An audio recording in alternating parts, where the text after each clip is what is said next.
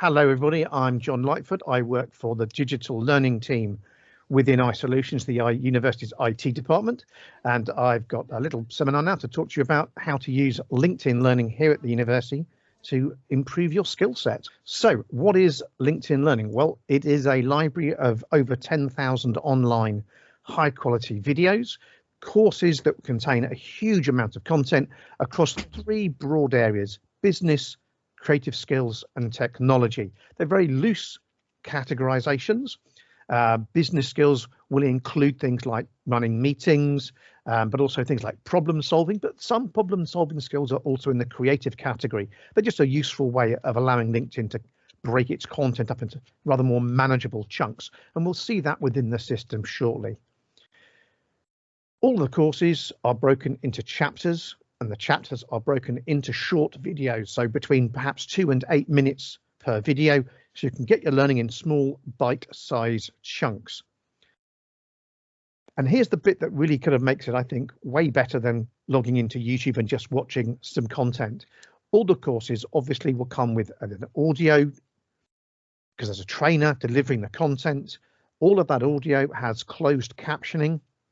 You can actually watch all of the courses in one of 7 languages. Here in the university, our recommendations are always in English, but you can watch it in Japanese, simplified Chinese, Spanish, Portuguese, German, French, and I think I've missed one out there somewhere. All the courses are also given a full transcription, which you can search. I'll be showing you those features a little bit later on. And the courses also come with exercise files that you can download, so you can actually work along with the trainers. When they name an exercise, a task, you can be performing that with the files that they've actually provided. So that's going to engage your mind far more. You'll learn and pick up so much more by doing that. Access to LinkedIn Learning is totally free while you remain a current member of staff or student at the university. The university's bought a license that covers everybody, so you shouldn't have to pay. If you are ever asked to pay for LinkedIn Learning while you're here at the university, look for them on that page, find the sign in button, use that, provide your university email, and it'll take you to a university login page. I'll say more about that as we go along, but you shouldn't ever have to pay while you're here studying with us at the university. The authentication is done through what we call SSO, single sign-on. The initial authentication is by university details. I'll come on to those steps shortly, but you'll be asked for your university username and password, and you would provide those. We authenticate at our end and tell LinkedIn Learning that you are currently with us and that they can let you in. All you actually then need is access to the internet. You don't have to be on the university domain or on the university campus. You just need to have internet access to be able to get into LinkedIn Learning. There is a smartphone app that you can download. Please make sure you download the LinkedIn Learning app, not the LinkedIn app.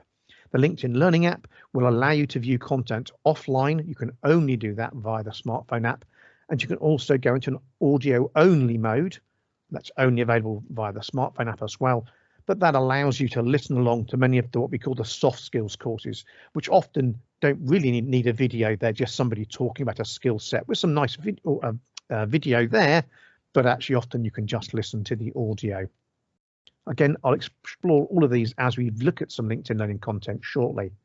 But why would you need to use LinkedIn Learning?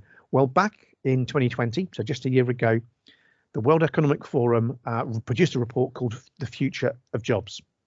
And I'm going to type it there. There should be an S on there. I do apologize there. Future of Jobs. Let's put it in there now. Future of Jobs. There we go. And in that, they came up with a top 10 set of skills that they were saying that employers were talking about. And of those top 10, these 5 skills here are problem solving skills. So reasoning, problem solving, creativity, originality, critical thinking, solving complex problems, analytical thinking and innovation. So problem solving really in the minds of employers about skills they want to see from people going forward. Now, this is data they gathered during 2020, or that people gathered on their behalf and provided to them during 2020. So it covers prior to the pandemic and during the pandemic. So it's looking at kind of where employers thought jobs were going. I don't think an awful lot will have changed for this, because employers are now changing the way they're thinking based on the experience they've had in the last 18 months. What else were they looking at? Well, they said there were two key areas of self-management: active learning and having a learning strategy. Somebody who is engaging in learning themselves, not just waiting for someone to tell them to learn something, but going out and looking for skills. And also that ability to be resilient and flexible. We've all had to learn a lot more about that in the last 18 months, and they really put those up there, saying these are key skills we've always wanted, really. These are key skills we want to see in future employees.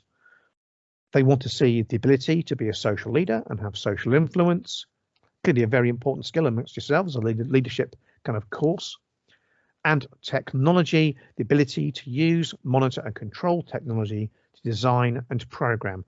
Now, clearly, they won't expect everyone to have all of these skills, but they want to show a willingness to develop these core areas. So that's the World Economic Forum's kind of key concepts. They actually looked at that data and came up with these concepts, which is also the kind of discovery that came out of some findings that LinkedIn had done the previous year, where 57% of senior business leaders said the 5 key skills they looked for were creativity, persuasion, collaboration, adaptability, and time management. And they put those skills as their priority skills, their number 1 key skills. So creativity, persuasion, collaboration, adaptability, and time management. And LinkedIn Learning has a lot of these kinds of skill areas. These are an unlucky number, 13 here, but 13 key skills I would say that key leaders really need to be engaging with. These are just listed alphabetically. They're in no other particular order. The ability to manage change. You need to be able to help people understand why change is happening, why it will be a good thing, both for them and the communities that they work with, and the teams that they're working with, and the communities that you're trying to affect. The ability to think creatively about problems and come up with novel solutions. Hang on a minute, what about if we did this? Another key skill area.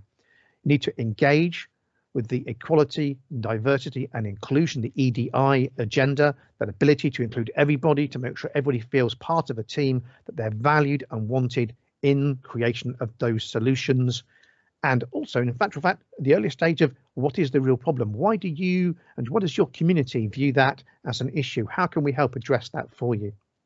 Simply leadership, the ability to know when to stand up, make your voice being heard, and how to convince people and lead people. The ability to listen to people and take on board the concerns that they have, to make sure that they feel engaged with and part of the gathering of information and the provision of solutions. You need to negotiate with people about why certain things need to be listened to, why your ideas are sensible, haggling on price, getting some kind of deal going. Presenting, needing to present information clearly and coherently so that people understand your suggestions, your rationale. Project management, the ability to bring a project to fruition through scoping, stakeholder management, managing finances, and including in that the idea of agile project management, a new modern way of project management that's much more iteratively based than the traditional waterfall approach. You need to run meetings effectively. Oops, we've just been in the wrong meeting. That kind of thing. Don't want that to happen too often. Resilience and adaptability, the ability to change and take on board alterations and build those into your thinking. As well as being a leader, you need to be able to play as part of a team. Just saying I'm the leader, listen to me is not going to work. Teams need to feel that they are included and that everything they're saying is valued, and that's all part of teamwork, working with people who are different, but you don't have to therefore disagree. You can have a problem with personalities, but you shouldn't have a problem with different ideas being put forward. Time management, making sure you get everything done in a day, choose your priorities each day and get them done. And writing skills. You'll need to write reports, you'll need to create web pages. There are different ways to write in each of these contexts. Knowing how to write effectively in each of the mediums that you need to work in to deliver on all of these other skills. It's a wide range of skills there. There are probably others too. These are the ones that I believe are core ones, but other people make them up with other skill sets. So what are we going to zoom into then for the rest of the session? How can you get hold of these skills from LinkedIn Learning? In the next few minutes, I'm going to just demonstrate to you the university's LinkedIn Learning SharePoint site, a site you'll need to go to get logged in first time around. I'll talk about the recommendations on that site. I'll take you through the login process so you know what the steps are. I'll try to be brief, but there are some key things you do need to know. And then I'll take you around the LinkedIn Learning homepage, how to search and find content, how to use LinkedIn Learning's video features, how to use the Me menu to get access to other features inside LinkedIn Learning, and if we have time, how to browse around inside and use the browse feature, which is different to searching. And we'll just see how you can use all of those. I'm going to try to leave a bit of time at the end to make sure there's a bit of space for questions. So please, if you have any of those, do have some of those ready. Let's move on and look at the content. The place to go at the university is https://go.sutton.ac.uk/lil, which is short for LinkedIn Learning. And what we'll do there is on that site, it looks like the image you can see on the right hand side, and you'll want to log in there and get access to the system. We'll make sure we send that link out to all of you, so make sure you've got the ability to do that. I'm going to head over to, I've been doing all kinds of work today. Let me head back to that website. Here it is. Here's that website. The main thing would be for the first time around is to log in using this login button, using your university credentials. I'll be going through that shortly. But this site tries to take those 10,000 courses and try to make them a bit more readily available. So in here, we recommend between 650 and 700 of those courses. So for example, I've been talking about some of these key employability and leadership skills, and you'll find an employability and study skills menu. And on there, there's agile project management, diversity and inclusivity, high performance and success, leadership and management, listening skills, meeting skills, mental health skills, negotiation and persuasion, presenting and public speaking, project management, resilience and change, teamwork, time management, and writing. For example, I'm going to pop into critical thinking and problem solving. And in here, we've recommended some courses, perhaps 10 or a dozen courses, and they are each going to give you an outline. If I click onto one of these, it just says, here's a quick summary of that course, and you can log in with these links on the right hand side. Take you into that course, and again, we'll explore how to use the courses fairly shortly. Besides those key leadership skills, there's also sections here on Microsoft Office. So for Mac and PC, we have sections on Excel, OneNote, Outlook, PowerPoint, Project, SharePoint, Teams, Visio, Word, for example. There's also a menu here for coding, data science and statistics. So learning about Python. Python, probably the most, I say probably, it is the most common thing that people at university want to learn. That's followed by Excel. But lots here on things like SPSS, SQL, and many other statistical packages or coding languages. There's also a menu on art, design, and video. So in here, things like learning Photoshop, CorelDRAW. If you're an engineer, things are like SolidWorks. So lots there on producing videos, making podcasts. But this is trying to just draw out some of the key areas. You'll also find menus for each faculty, and within each faculty, there are menus for each school. So for example, economics, social and political sciences. Here are some core areas, learn about data science, learn about C++. And each of these will take you into those products within this menu. It's trying to help you to find some content quickly and easily without having to stumble into the whole of the LinkedIn Learning Library and not quite know where to go. It's a nice curated list there. So you've got those menus and you've got that content. Now back on the home page, as I said, the main thing to learn to do is to log into the system. So I'm going to talk about using this button over here. I'm going to go to the presentation because I've logged in once already, but let me take you through the steps that are involved. They're not complicated, just a few things that you need to know. So you'll use that big red login using your university credentials button.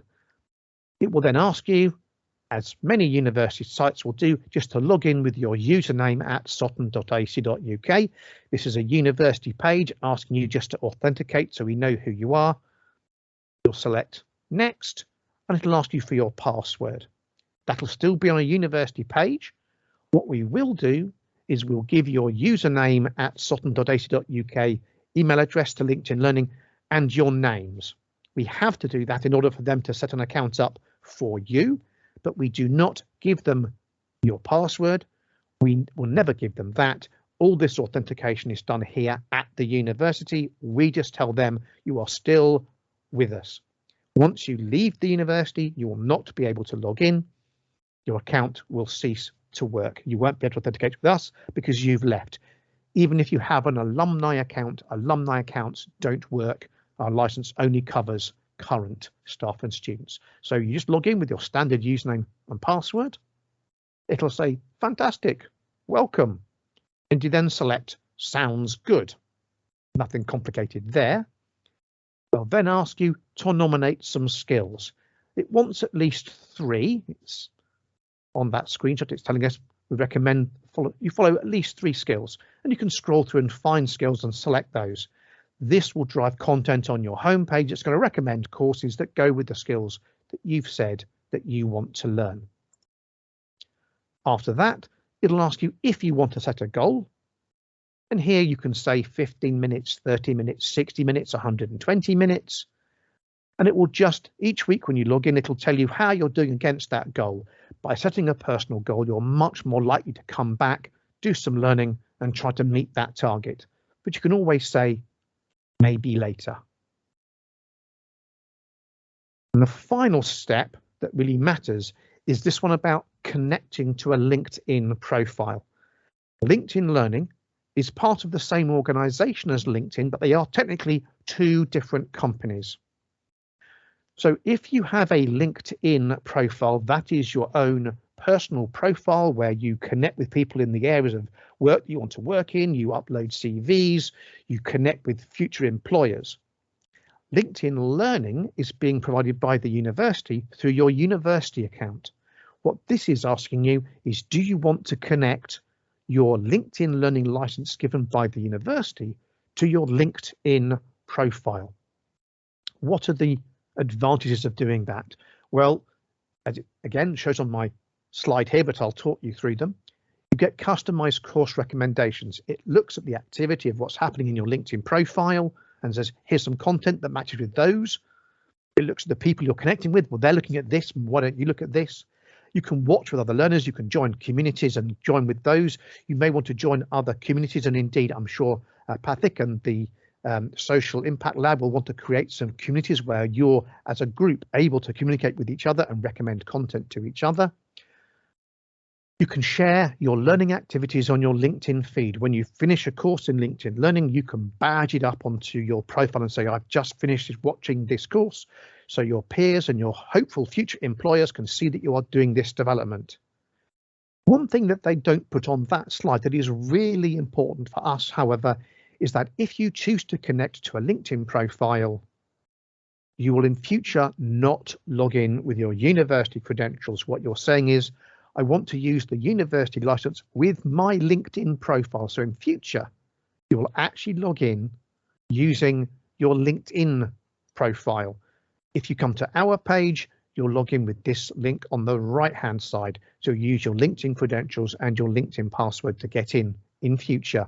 And when you're looking at our content recommendations, you don't use the login with university credentials, you use the login and connect with your LinkedIn credentials.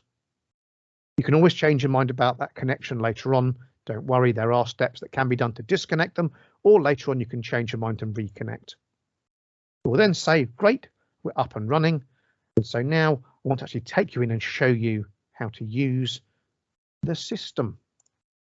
So here I am inside LinkedIn Learning.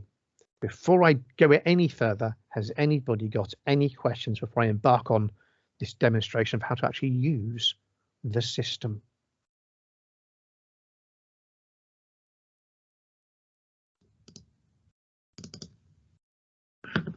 I'm not seeing anything in the chat. Okay, I'll carry on then. Righty-ho. So along the top, we have the LinkedIn Learning toolbar. In the middle is the search box, probably the most important thing up over here. I'll come back to that, but that's the most important area along there. Then we have some general recommendations here at the university. We're recommending a course on how to use LinkedIn Learning, quite a useful course to watch. And I could zoom in, and there are 3 other courses that LinkedIn are currently recommending this week. If you want to look at those, you can look into those. Below that, we have the weekly goal. It tells me, John, so far you haven't looked at any of the 60 minutes. It's been a busy day back at work. I haven't watched any content so far. I can change that goal. On the right, it's showing me any courses that I'm currently in progress. These are the most 2 recent courses that I've been looking at, and I can zoom back quickly into those. It's a nice, easy way of getting back to where you were last looking if that's what you want to do. And below that, we've got a whole list of various recommendations, and these are based on things that other people have liked recently, skills that I follow, courses that are in the top 10 courses this week, things that I've saved recently, because at some point I've had a connection to my LinkedIn profile. It's saying, here's what people in my role are tending to look at. So it's trying to recommend content based around things I've said I'm interested in, people I'm connected with, what they're looking at, what people at the university are looking at, and so on. So you've got lots of useful recommendations driven by that information. It's using AI to drive those recommendations. And that's one way that you could start to look at content. Let's zoom in at the top then to the search box to talk a bit more about finding content relevant to you. The reason I really stress the SharePoint site is because many students say to me, I wandered into here and I had no idea what to look for. So, you know, it's a useful thing to have a look around that SharePoint site because it does recommend, so here's a good starting course for Excel. Here's a good starting course for learning about leadership or management. But I'm going to go to the top and I'm going to talk about pivot tables in Excel. I'm a Microsoft trainer by background, so I'll type Excel pivot table. And it's starting to search. I'm going to select Excel pivot table. I could pick from the menu, or I can use the magnifying glass at the end, or indeed I can press the enter key on the keyboard. It's come back with some results. And in these results, there'll be, at the moment, 3 key areas. On the left-hand side, it says there are courses, there are individual videos, and there are learning paths. Well, let me talk about courses first of all. Next to these matches here, it's got the word course up here, it's got the word learning path. So of course, it's obviously a whole course, and it's telling me this is a 23-minute course, and that's because this is an introductory beginner's course. The next one down says it's a mastering course, and it's 4 hours. Remember, broken into individual chapters, broken into individual videos. On the left-hand side, I could go to the level section and say, I have no idea what they are. Please just show me the beginner courses. And now it takes away the bigger courses like the learning paths. And it's just saying, let's forget about the mastering courses. Let's just ease you in with some beginner courses. So it's just easing me in there. Or I could say, no, forget about beginners. Give me some advanced content. I've started on some basic stuff. Take me into advanced. Right, it says, let's start working with some more advanced content in here. So I can choose what kind of level I want to zoom into. I'll take those off, head back. So I can also filter by courses, videos, and learning paths, but I'm going to zoom into a course now and go, yeah, let's have a look at some content. So I'm going to select my pivot table for beginners course. David is now talking in my ears. The course has started. So what have we got shown? Well, we've got a video running here, which I can click on the video to start and stop.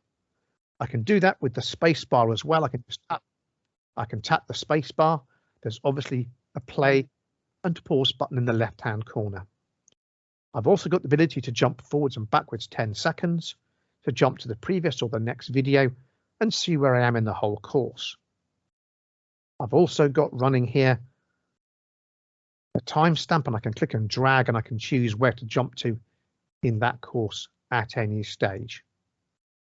I'm going deaf, so I've got the closed captioning turned on, and that's run from over here with the CC button in the bottom right hand corner. I can turn those on or off. I can also use the keyboard shortcut C to start and stop and turn those on and off. If you want to use some keyboard shortcuts, the cog menu allows you to turn the keyboard shortcuts on or off, and I have got those turned on. I find them very useful. In that bottom right hand corner, I've got the volume. I can turn the volume up or down or off with this button. Again, I can use the up arrow and the down arrow to change that option. I can also change to full screen mode. But before I do that, let me show you some other things that are going on the screen. So you've got the video playing. You can choose to run it. You can turn on and off the closed captioning. How else can I work with LinkedIn? Well, down the left hand side, we've got each of our chapters and our individual videos, and I can jump in and start to watch any video by just clicking on it, and there we go, the video is now up and running. I've turned the volume off so I don't have him playing in my ears. You can choose to then jump to any other video you want at any time, or jump to each of those videos. I'll say more about saving individual items a bit later on. That's what this chevron here is for the side, but you can choose to jump in at any point, jump to any particular level you like, because in your search criteria, you might have actually put some criteria and it might have recommended a video rather than a whole course. Now below the course, we've got this overview tab, and this is extremely useful. It gives us an overview of the course and some key learning objectives. Have a look at those and decide if this is the kind of level and the kind of content that you're interested in. On our website, we've put this summary page, but if you're in the system, you may not have read that. And we don't put the learning objectives on many of the courses. Also below on the overview tab is the exercise file section. I said that you could download the exercise file. So by clicking onto the show you, by selecting that link, I can download the exercise files, open that folder up. I've got a zip folder which I can open, go in, and here it says this course has 2 chapters. In chapter 1, these are the 3 files. The trainer will tell me I am now using the chapter 1 file called fields. I can pause the video, open this file up in Excel and work along with the presenter. You will learn so much more by engaging with that. Now you might want to just watch the video through first time and go, yes, that's good. That is the kind of area I'm interested in, rather than trying to learn it while they're showing it to you first time. You may just watch it and go, that's good. It's a 3-minute video. I'll now open the file and work with it the second time around to engage, having discovered it really is a worthwhile video. There are many ways to engage with the process. Many people might then watch the video a 3rd time just to make sure they haven't missed anything. And to do that, they might want to speed it up. And I can change the video speed here and just say I'll watch it at 1.5 speed just to get through it quickly, just in case there's anything on this 3rd watching. So it's useful to download those exercise files. The transcript tab has a full transcription. This is the transcription of this particular video. And on the right hand side, I could choose to search in there. So I might choose to type in a phrase like show field. And it says, yes, that's shown at the step at 42 seconds in the video. I can click on it and it jumps me to that part of the video. I can go to the right hand side and say, can you search for the whole of this course rather than just within that video?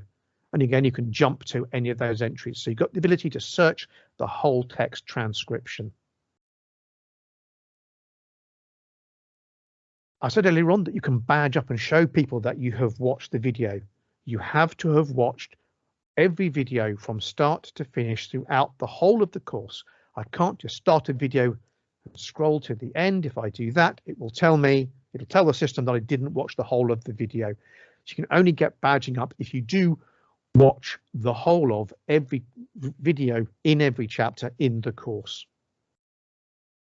So what else can I then be doing to be looking at some of this content? Well, you might put in some search criteria, come to a course like this and say, this looks good, but I haven't got time right now.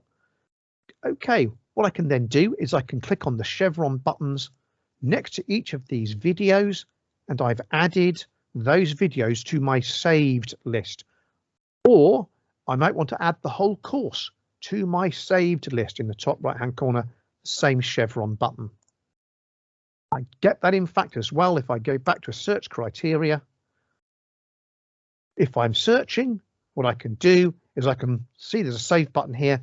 I can select that as well, and those have all been added to my save menu. So where's my save menu? Well, I go to the Me menu. So up here on the ribbon, there's the Me menu, and from that menu, I can go to the saved options, and it says here are those 2 courses that you just added. Here are those 2 videos that you just added. So I can come back next week, next month, and very quickly go back to this content that I marked as being useful. Remember, on the way in, I was also shown the in progress link. Well, here's the in progress link. Here's every course I've ever started.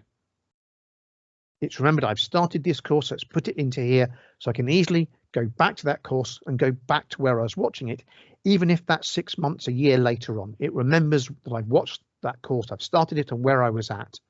So we have the in progress, it's remembering the courses that you've started, saved the ones that you want to go back to.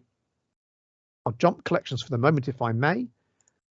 Recommendations from your organisation. The university says, well, here are courses that are really popular across the university.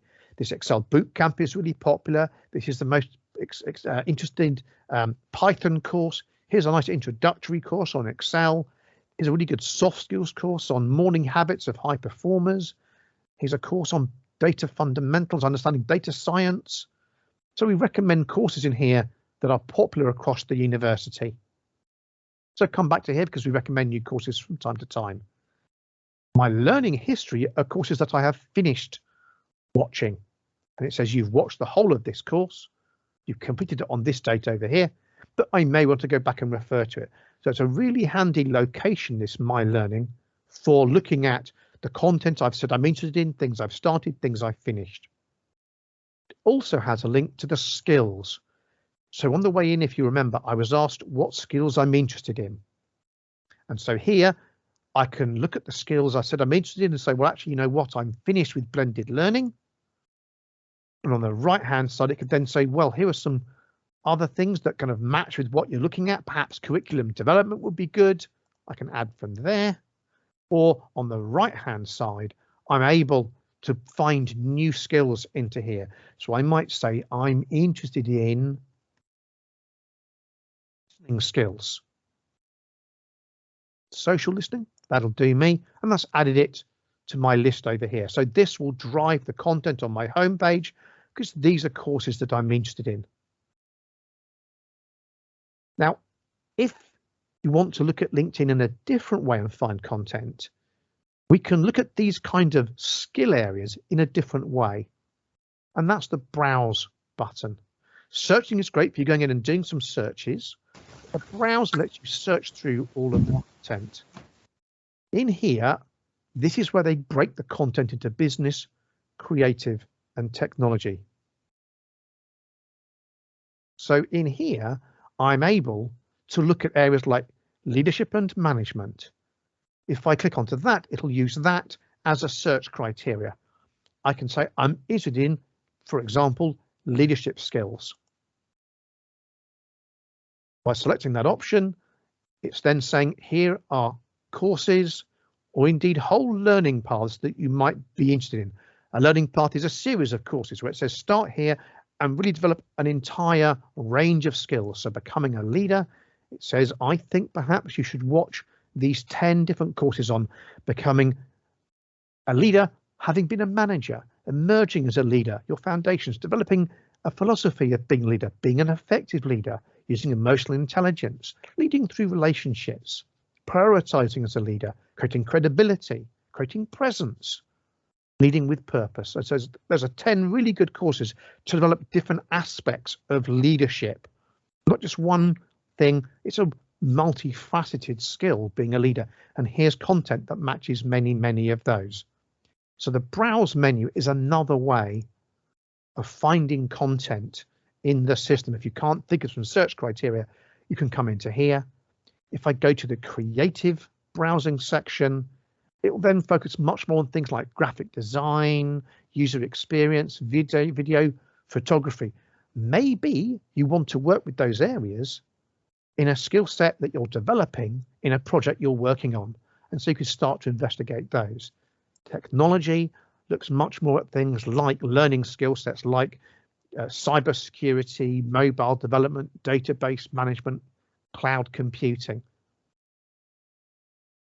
Looking at the clock, it's 1:45. I'm going to head back to my presentation because I want to just say, with LinkedIn Learning, you can develop a wide range of leadership skills. You've just seen that one learning path looked at 10 different aspects of leadership.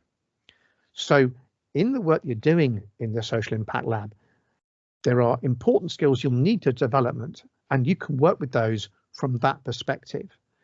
But LinkedIn Learning can help you with your academic skills, helping you with your qualification, your degree, your master's. But what it can do is it can extend the scope of the curriculum. The academics will give you a curriculum to look at, but you can work around the edges of those by expanding areas that they talk about and you think it would be useful to expand that curriculum. You can expand your abilities outside of your studies in areas that you work on, areas that interest you, or areas that projects you get involved with look at. You can use LinkedIn Learning to engage with those. LinkedIn Learning will be running in the spring of 2020 the LinkedIn Learning Student Champions Program, where I'm very much going to make sure that the Social Impact Lab are aware of the details of this. But last year, we had 80 students at the university engaged with that, with 5 different projects they had to work with to develop their LinkedIn profile, to develop their presentation skills, their networking skills, and so on. So that's a program that you could engage with. And the plan is to give all of you what we call curator rights at the university, which means you'll be able to share content more effectively, and we can use those resources to share, and you can collaborate with each other on those kind of skill sets. So remember, the key skill is to go to LinkedIn Learning down over here and log in. Now, when I looked at the profiles of the people that I was told would be on this seminar, 25% of you had logged in and used your account. So 75% of you haven't done so yet. And maybe some of you have done that now, and that's terrific. I can't grant you a curator right until you've used the system.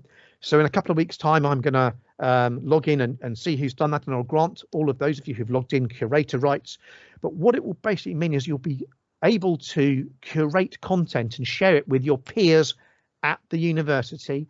And again, when we do that, we'll make sure you're reminded there's a page about what being a curator really means. But it means fundamentally that you can create your own learning paths and share those with your peers. Those could be people in the Social Impact Lab. They could be just friends. They could be people on your courses that you want to go and share content with. But it will be sharing with people here at the university. People outside won't be able to access that content. I'm going to draw to a close. I hope you found that a really useful thing to know that you have access to, totally free on behalf of the university. Remember, if you are asked to pay for LinkedIn Learning, look on the page for the sign in button. If you have a LinkedIn profile and you have connected your profile, put in your own personal email address, not your university one. It'll take you to the LinkedIn login page. If you haven't done that, if you still use your university login, then log in with that email address and you can log in with that. If you have issues with logging in, please contact service line. We can investigate and find out which of the 2 profiles you should be using, and we can help you disconnect things if that's proving to be a problem. But try both a personal email address if you know you have a LinkedIn account and your university address, but you shouldn't have to pay. You shouldn't need to pay for the whole time that you're here. Jonathan, I want to give you a very big round of applause and thank you so much for that brilliant overview of LinkedIn Learning. It's obviously, I would recommend it to all of you. As Jonathan said, the sheer breadth of content is incredible. There is so much there. It's all free. There are these brilliant learning paths that have been curated. Jonathan himself has curated lots of them. So we've got his stamp of approval as well. Thank you so much, Jonathan, for that. We really appreciate the time you've taken and for sharing your expertise and your knowledge. Everyone else, I hope you've seen how valuable LinkedIn Learning is, and look forward to seeing all of you very, very soon. And have a really good evening and good night. Goodbye, everybody.